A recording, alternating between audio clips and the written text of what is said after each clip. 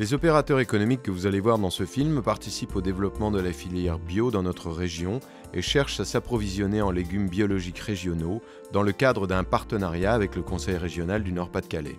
Voici le message qu'ils souhaitent adresser aux producteurs conventionnels qui seraient intéressés par un passage de leur exploitation en mode de production biologique. La typologie des exploitations aujourd'hui en région est adaptée au transfert en bio. Alors, je ne vais pas dire toutes, mais globalement, on est quand même sur des surfaces, des petites exploitations, petites ou moyennes, qui facilitent en tout cas une conversion vers la bio.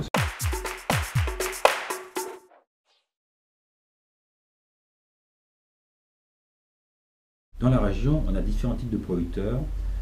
On a des tout petits maraîchers qui travaillent que sur 1 hectare ou 2 hectares. On a des gens qui ont des exploitations un petit peu plus grosses qui vont de 5 à 10 hectares. Et on en a qui vont jusqu'à une centaine d'hectares. C'est des typologies d'exploitation complètement différentes, des manières de fonctionner complètement différentes. Tous ces types d'exploitation peuvent très bien faire de la carotte pour nous. Et on va leur acheter cette carotte. Ceci, vous doutez bien qu'entre un maraîcher qui fait de la carotte sur 2 hectares, un qui fait de la carotte sur 5 ou 10 hectares et un qui fait de la carotte sur 100 hectares, c'est pas le même produit, c'est pas la même carotte, c'est pas la même façon de la travailler, c'est pas la même rémunération.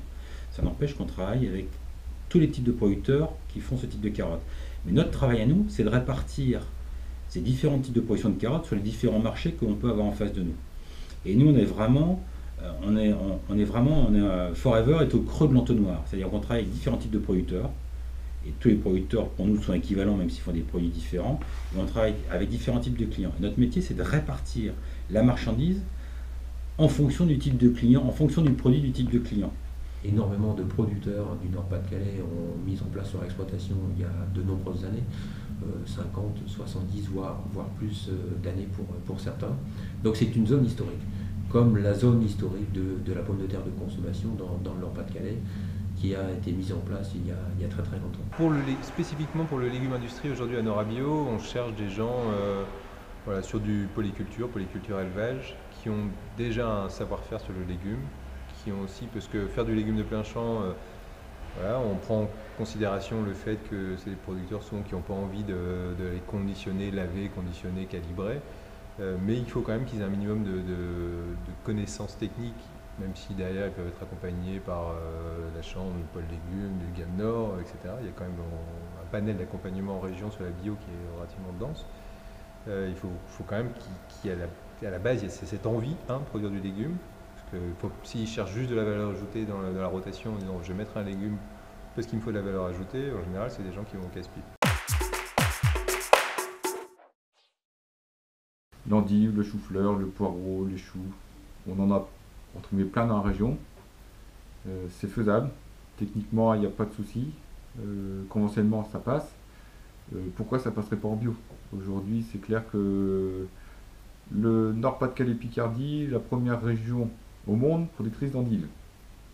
Et aujourd'hui, forcément, on nous demande de l'endive bio. Faire de la carotte en bio, on peut dire que c'est facile, c'est pas si difficile que ça, à grande échelle.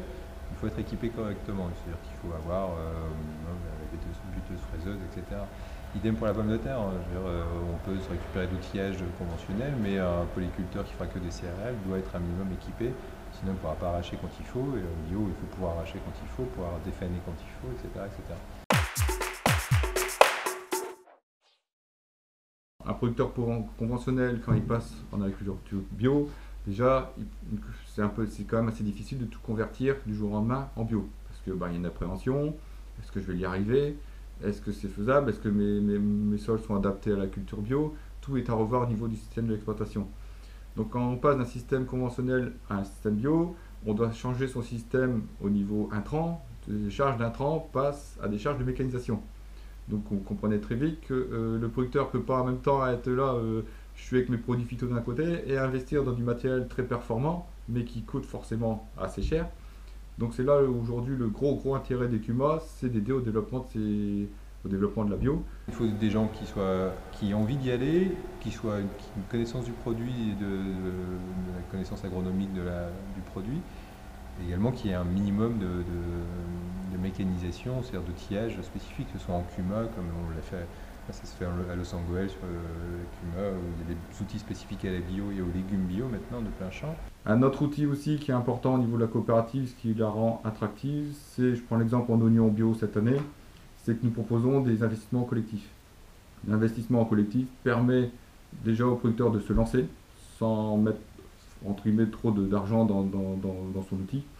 Et ça permet, je reviens par rapport à tout à l'heure, ça permet également de baisser son coût de production. Et après, il y a aussi la mutualisation collective des problématiques techniques, c'est-à-dire on s'appuie forcément sur le Game Nord, hein, sur les compétences techniques qu'ils ont en interne, mais également des compétences inhérentes à chacun des producteurs, donc via des bilans de campagne, des bilans de début de campagne, bilans de fin de campagne, des problématiques techniques qu'on va régler ensemble sur le champ, donc avec des tours de plaine.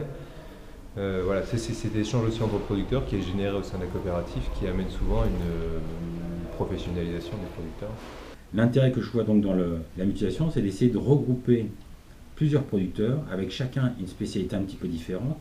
Et si on arrive à mutualiser l'assolement, à ce moment-là, chaque producteur peut non pas travailler uniquement sur son exploitation à lui, mais travailler sur la production qu'il va lui maîtriser dans l'assolement général du client, du groupement. Nous avons un terroir qui est adapté à la production de chou-fleur.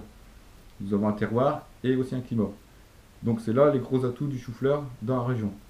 Alors c'est ce qu'on se pose aujourd'hui comme question. Nous avons des réelles demandes en chou-fleur bio.